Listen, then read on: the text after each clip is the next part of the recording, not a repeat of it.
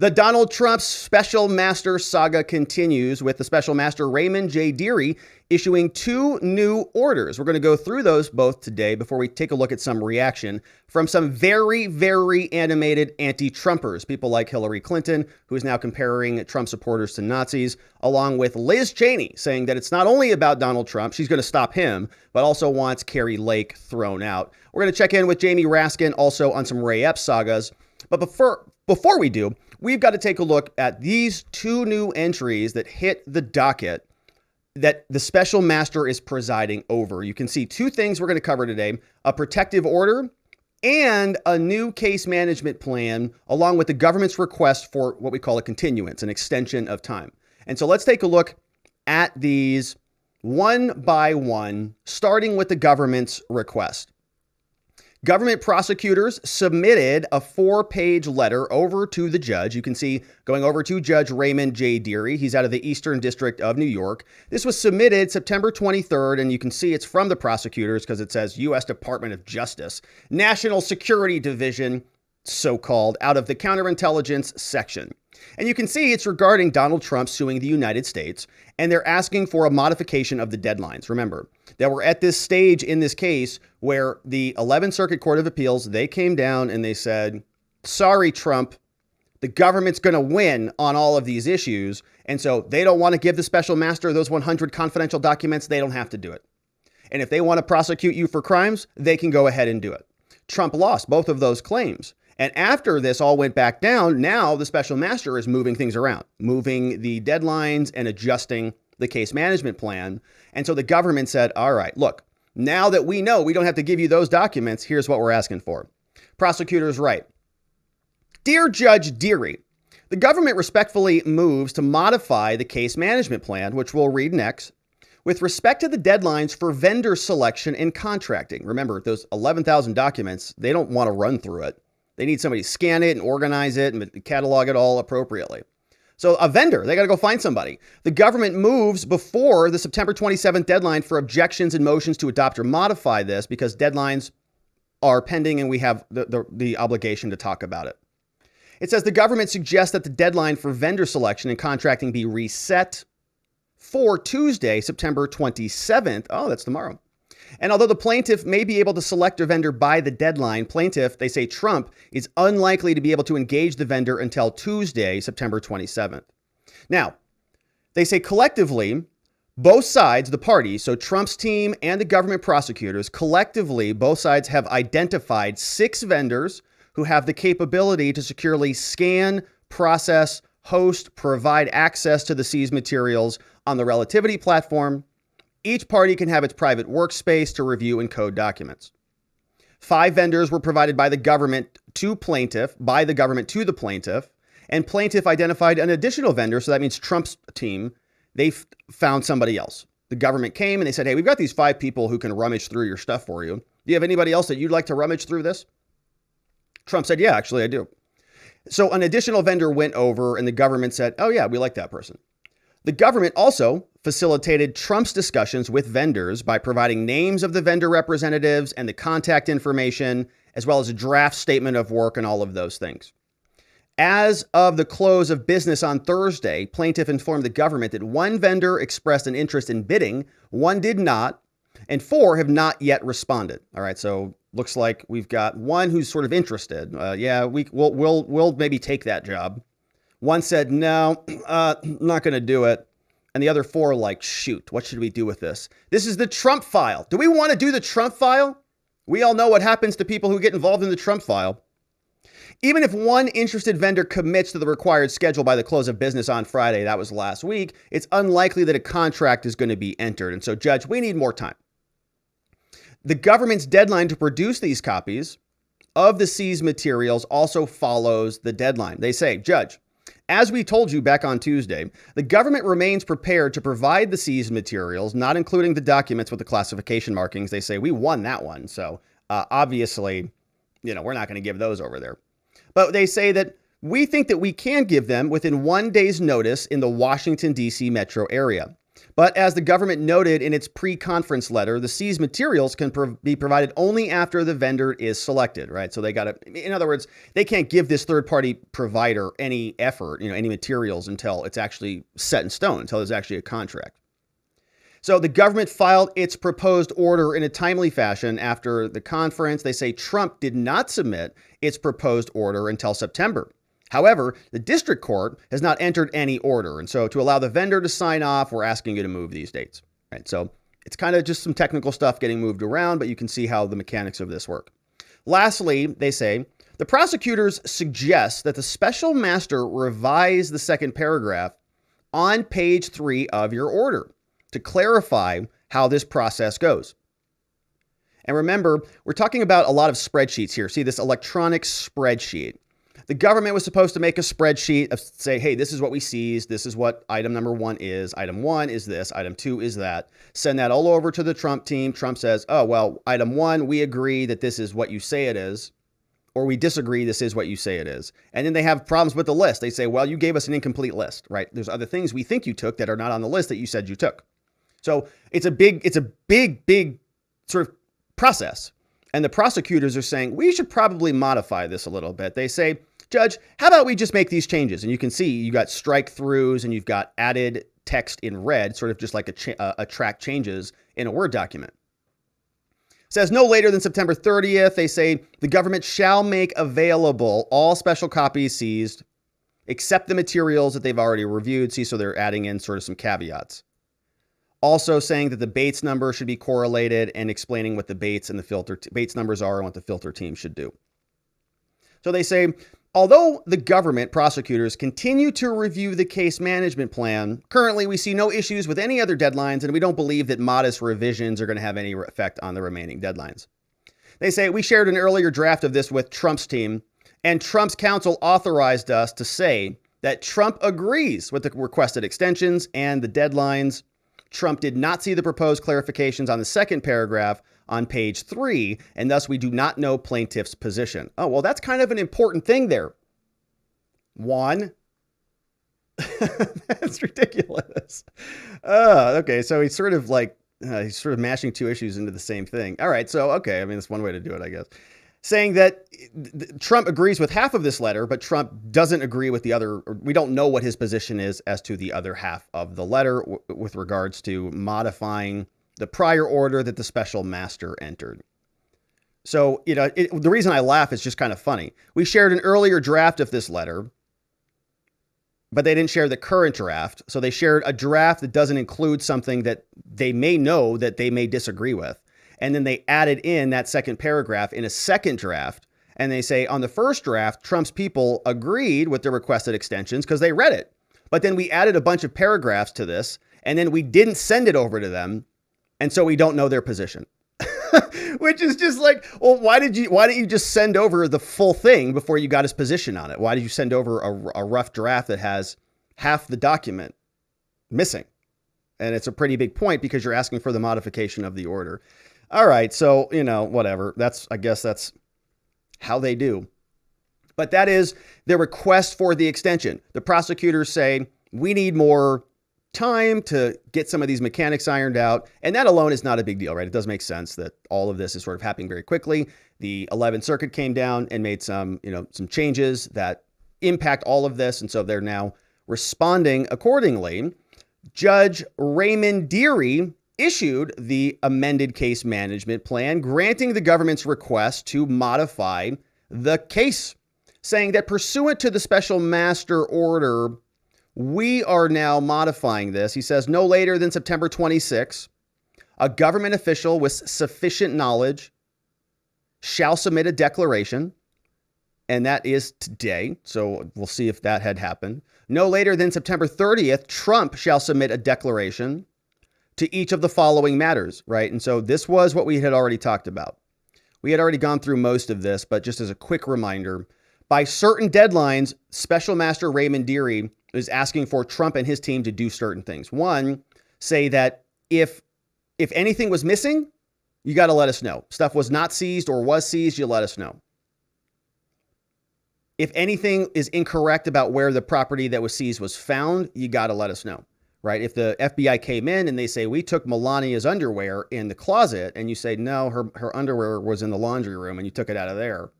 Well, Trump and his people have to clarify that. We've got more deadlines. October 14th, the government is submitting a declaration, an affidavit saying that they are up to speed, right? Everything is done, and sort of the judge wants final lists so they can sort of move forward with the analysis. So all the deadlines got moved. This is really the key point here. The plaintiff is to serve designations on the government. This is what Trump has to do. Okay, filter materials by 9/26, 10/7, 10/14, 10/21. 10/3 is when they submit a log of the disputes, and then 10/14, 10/21, October 28th. Now, we are getting awfully close to the midterm elections if you take a look at those deadlines, and that seems to mean that we're not going to get it all completed by the time the midterms come through, right? It's going to be sort of done, but the rulings and everything will be coming shortly thereafter. The next status conference in this matter, according to Judge Raymond Dearie, is scheduled for October 6th. Dial in information at that time. And remember, the last time that Raymond Dearie issued orders and had a preliminary conference or a status conference, he actually required them to be there in person, I believe. He made it in person, but now they're just calling in. So something we can continue to follow. We can see that a lot of these are just going to be deadlines that are document deadlines, essentially. Trump has to send his spreadsheet over to the other side, and the spreadsheet has to review it and then make any objections, and it's back and forth and around we go. But that is the new case management plan from Judge Raymond Dearie. We also have Judge Dearie issuing a new protective order, 5 pages, and this is to guide the information and really to prevent the disclosure of any information about Donald Trump and the rummaging through the documents that were seized after the raid at Mar-a-Lago. You can see Donald Trump versus United States of America. It's out of the West Palm Beach division out of the Southern District of Florida. They tell us from Judge Raymond J. Dearie, he says, the court's order appointing a special master requires that the government provide copies of the materials to everybody who's involved, right? The government DOJ is in possession of these boxes. They took them all out. They said, oh my goodness, there are some letters in here between Donald Trump and Kim Jong-un.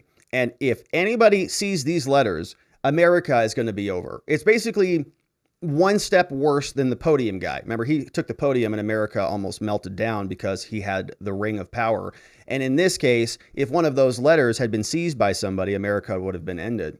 But now that they have been retained by the DOJ safely and there's no leaks happening or anything, what we now know is that what can we do with these documents, right? There's a lot of them. And they said that they were the end of the world if anybody saw them. But now there's 11,000 of them. And now we have to communicate them back and forth. In fact, one person who has to get them is the special master, seen here, along with Trump's counsel, also has to get the documents. Also certain agents and employees.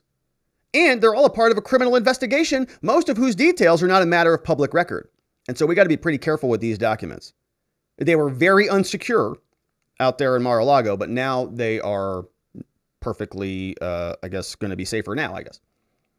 In addition, the court requires the parties to prepare logs based on and derived from the seized materials that should similarly be protected from public disclosure and facilitate the special master review process.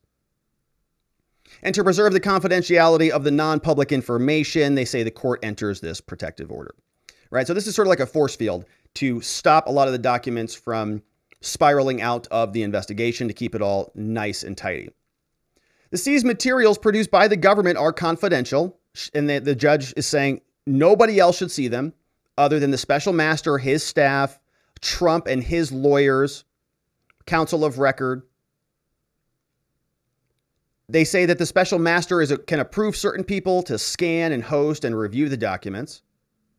Trump is ordered to provide the special master with the names and job titles of any staff who the plaintiff's lawyers, meaning Trump's lawyers, want to review and send that back over to the special master. So if Trump has a list of people that he says, well, this person, I need this person to look at it, and this person, he's got to disclose all of that. Vendors who are engaged to scan, host, and provide review or otherwise acknowledge the documents also must execute this. right? Everybody's signing on to this, basically a non-disclosure type of protective order. Limitations on use, they say Trump, his lawyer, any vendors, anybody involved in this case only can use this stuff exclusively in connection with this case and not anything else. You are prohibited from referring this to anything else unless the special master authorizes it. Trump and his lawyers, they may maintain any seized materials that have been produced in a manner reasonably intended to preserve and maintain their confidentiality, right? And you see this language, right, in a manner reasonably intended to preserve and maintain. A lot of wiggle room on that. But, reasonableness is what we call an objective standard in the law. It's sort of an objectively reasonable person in a certain time, place, location should act a certain way. And he's giving them some discretion to do that.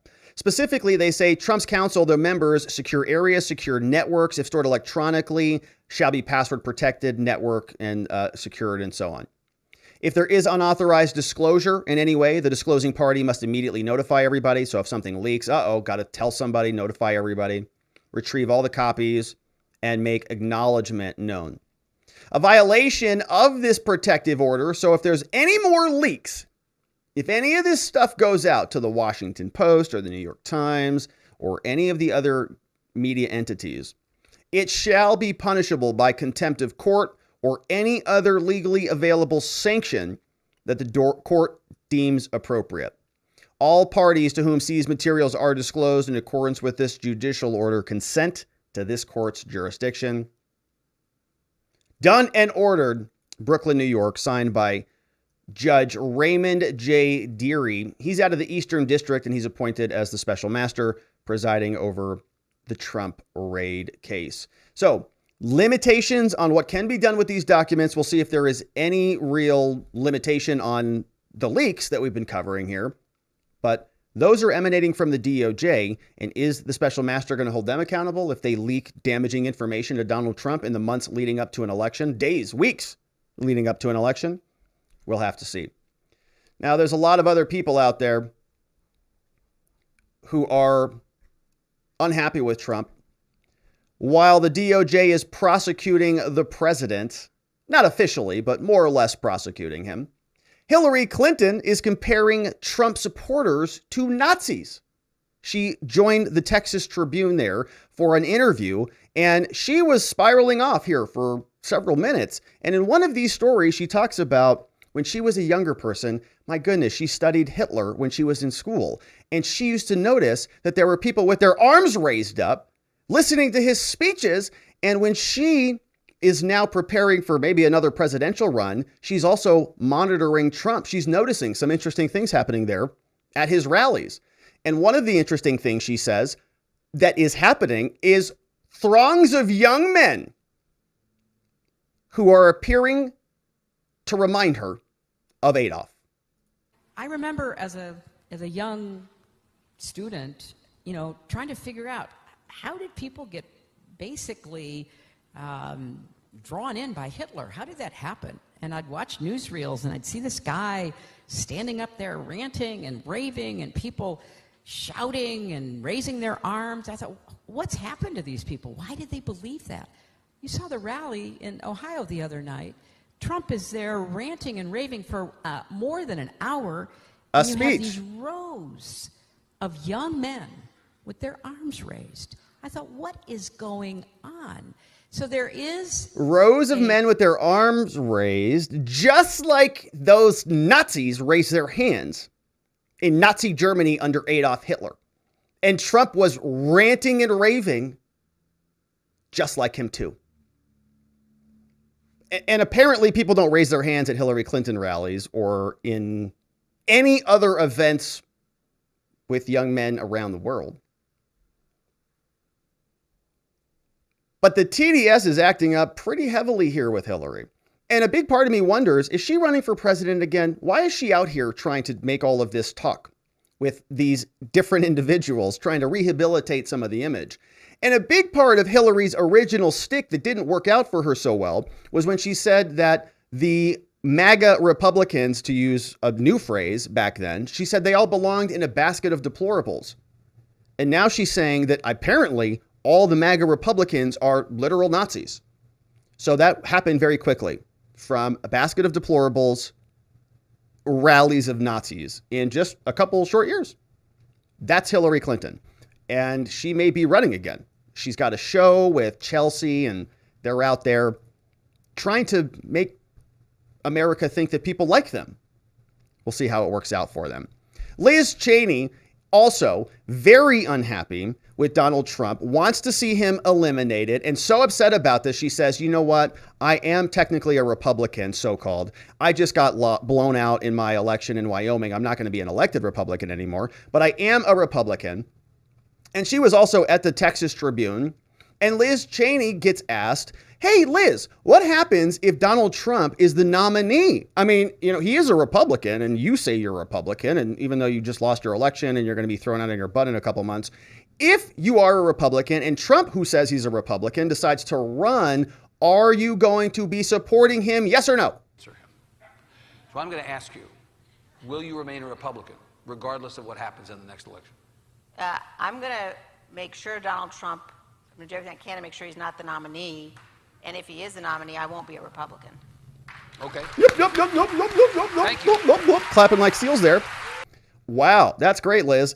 Don't let the door hit you on the way out. Nobody thinks you're a Republican anyways. It's you and Adam Kinzinger, and neither of you are going to be in Congress as soon as the balance of power changes. Soon as the tides turn there in January, adios, Liz. So that's fine. Nobody wants her to be a Republican. She doesn't want to be a Republican anyways. Good riddance, adios. Liz Cheney also, though, unhappy with anybody who even resembles Donald Trump. Remember, this was never only about Donald. They don't like anybody who even looks like Donald, sounds like Donald, believes anything that Trump believes in, or has any of the same issues in their minds as the MAGA Republicans. If you are even close, you got to go. Here's Liz Cheney saying that Kari Lake also, who is not Donald Trump, very surprisingly, it's not the same person, but she also is a Republican, and Liz Cheney wants her gone too. I'm going to do everything I can to make sure that Kari Lake is not elected. That's another Republican. But that's not Donald Trump. Does that include campaigning for Democrats if that's what it takes? Yes. It does. Yes, it does. So they're all chanting away for her. Hey, she doesn't have any power, guys. She's not even in office anymore. She currently is in office, but she's going to be thrown out soon. So you better get campaigning here pretty soon, because you're going to be a lady without a home soon enough. Ranting about Kari Lake. Kari Lake is not Donald Trump. Kari Lake believes in a lot of issues that Donald Trump believes in. And so it's just more evidence that this is not about Donald Trump. Never was. It was always about consolidating power. It was always about Liz Cheney being a thorn in the Republican side. Always about extending it from Trump to Trump's deputies, Trump's allies like Bannon and Navarro, and then out to any of the J6ers, the violent ones, and then the non-violent ones, and then the ones who were in the Capitol, and the ones who were outside the Capitol except Ray Epps, and then everybody else who was even text messaging. And now you've got Sean Hannity, who got his text messages. And now you've got Ginny Thomas, and the wife of Justice Thomas, who's in the Supreme Court. All extending out.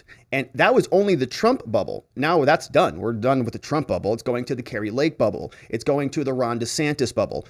All of them has to be stopped, because it's about power and politics. It's not about anything else other than their continued vanity and power. Kari Lake responds to Liz Cheney, saying that she's going to go out there and campaign against her. Does anybody care? Nobody from Arizona cares. But Kari Lake says, I think I'm going to be just fine. I want to point out what Liz Cheney has said about you when speaking at this Texas Tribune conference yesterday. She says, I'm going to do everything I can to make sure Kari Lake is not elected. Your reaction? That might be the biggest, best gift I've ever received. I mean, the people of Wyoming can't stand her. I'm pretty much sure that the people of Arizona don't like Liz Cheney. Fact check, true. Here's the deal, Maria. The Republican Party, the new Republican Party, is the party of we the people. It is no longer the party of warmongers. And so Liz Cheney probably should change her voter registration. Turns out she really is a Democrat after all. Do it. Do it right now, Liz. You don't have to wait until Trump's the nominee. You don't want Kari in there. You don't like anything else the Republican Party's doing. Have a lot of problems with everybody else who is not like you. So just do it. Nobody needs you to wait around until 2024. Just put pen to paper, Liz. We all know it's true. Liz Cheney saying Kari Lake needs to be stopped, and that's just the very beginning. Meanwhile, we've got Representative Jamie Raskin, who is ranting and raving from the floor in Congress. He gets asked a question about Ray Epps. And, you know, in the law, we talk about a couple strategies here from time to time. One of them is called pounding the table. And in law, when you've got very good law in front of you, if you have a case that comes through your door and you go, man, this law is really on my side. It's really going to help this issue and this client. You pound the law. That's what they teach you.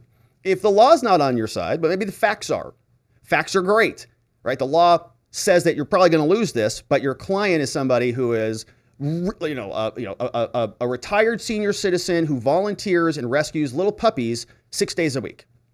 So you pound those facts, pound, because the law's not on your side. And if you don't have the law and you don't have the facts, all you do is pound the table and you just scream about everything. And you just make a big show of it all. Because you know you don't have the law, you know you don't have the facts, and so the only thing that you can do is pound the table. Now here is Representative Jamie Raskin, who gets asked about our dear friend Ray Epps, somebody who was on the FBI's most wanted list very early on before he was taken off. Somebody who was seen by multiple videos outside of Congress shouting the night before January 6th, into the Capitol, we're going in. Somebody who the day of January 6th was there at the first breach at the side of the Capitol that we've talked about many times. And he was not arrested. Why? He was interviewed. Everybody else who was doing similar things, arrested, charged with crimes, sitting in solitary confinement, January 6th, insurrectionists, we've been told, for coming up on 2 years now. Ray Epps is roaming free, driving around in a $2 million, allegedly, RV with his wife on the run. And we have a lot of questions about it. So does Representative Thomas Massie, one of the only people asking any questions about this. And he sends this question over to Jamie Raskin. And when you don't have any answers, when you can't pound the facts, when you can't pound the law, the only thing you can do is pound the table. Mr. Epps was in front of the January 6th committee, and we were told that a transcript of his interview would be released, but it's never been released. And I wondered, was he sworn None in? of the transcripts have been released, so you don't need a conspiracy theory about that. We haven't released any of them. Were you present when he was interviewed? That would give me No, I was not.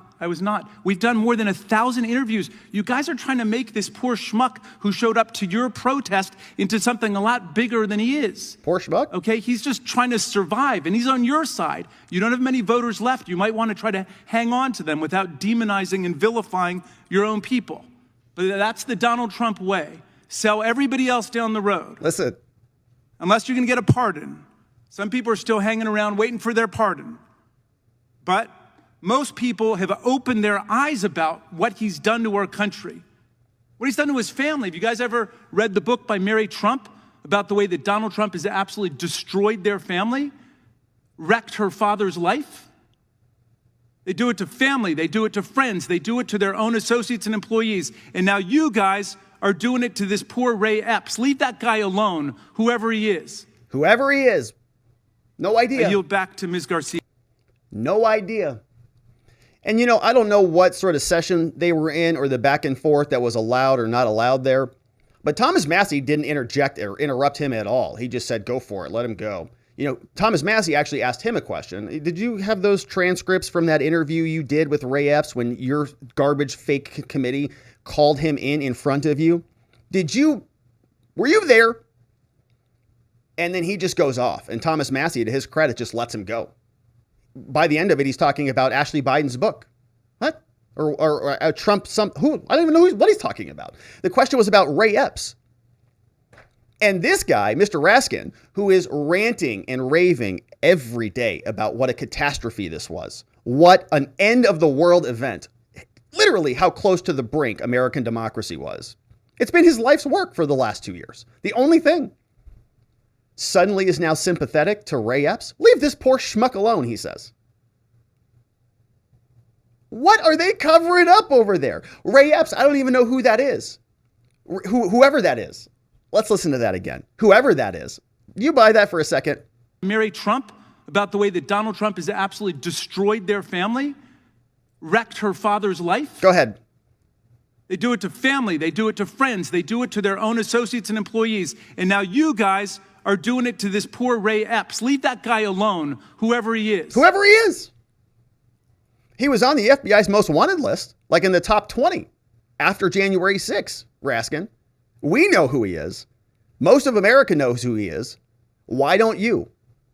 Well, he knows exactly who he is, but he knows that the facts are not on his side. The law is not on his side. So all he does is pound the table, just pounding it away because that's what he does.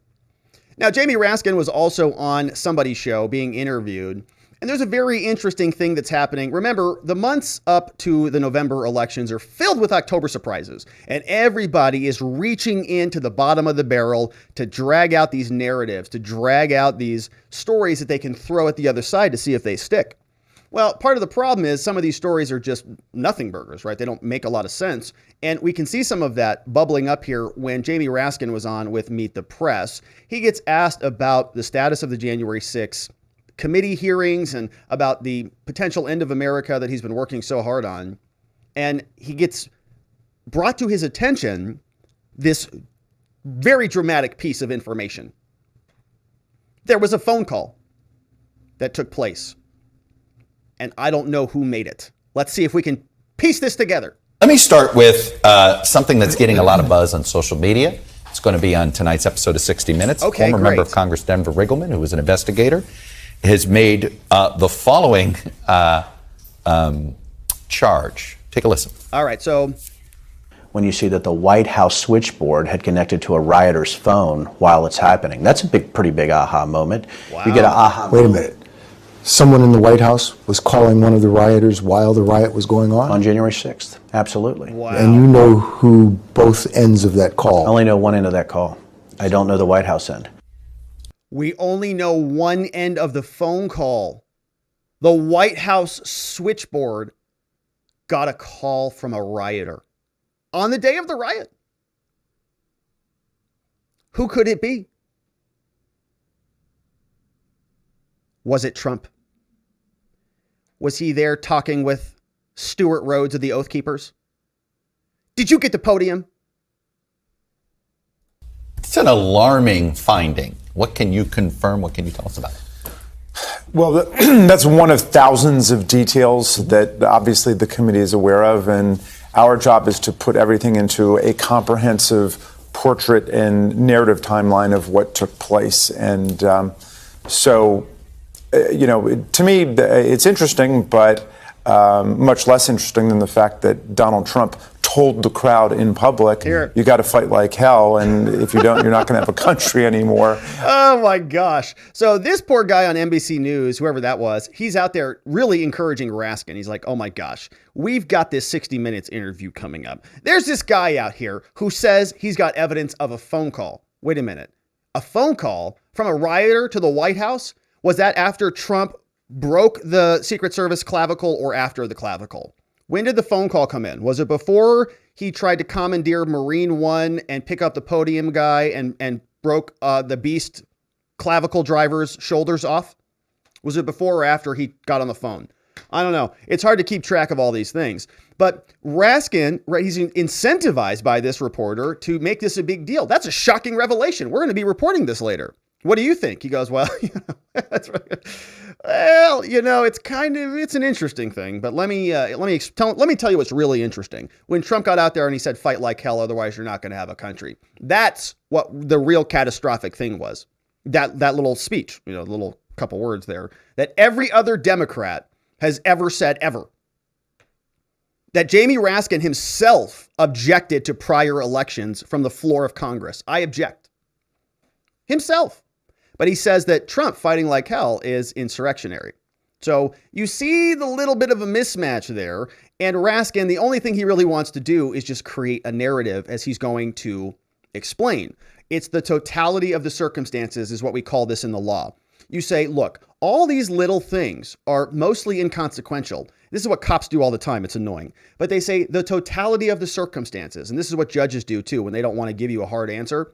When they don't want to key in on anything, they're like, this case sucks. But if I cobble all of this stuff together, then I can just say, oh, totality of the circumstances. And then I can create a narrative that supports my ends by just cobbling together a bunch of maybe irrelevant, poor facts and smashing them all together. Here's what Raskin is doing with that. So, look, we're interested in telling the big story, which is this was an organized, premeditated, deliberate hit against the vice president and the Congress to overthrow the 2020 presidential election. It was a deliberate hit. It was a hit to take out Pence. I think the public understands the basic elements of the story. What we're going to do on Wednesday is fill in those details that have come to the attention of the committee over the last 5 or 6 weeks. All right, so they're going to be back in session on Wednesday. We're going to see Jamie Raskin. I hope that we learn something new on that day, but I really, really doubt that we do. It'd be very interesting if they had an adversarial process, if they brought any other Republicans to question anybody, but we're not going to get that. So that is the update, of course, on Trump and the special master saga. He is going to continue to come under the microscope of all of the anti-Trumpers, the people full of TDS, including Letitia James, Jamie Raskin, and of course, Hillary Clinton, now saying that everybody who even, I guess, puts their hands in the air at a Trump rally is a Nazi or something. So we'll continue to cover that. There'll be much more, I'm sure of it. We'll continue to follow. Thank you for subscribing and for liking this video and joining us as we continue to do so.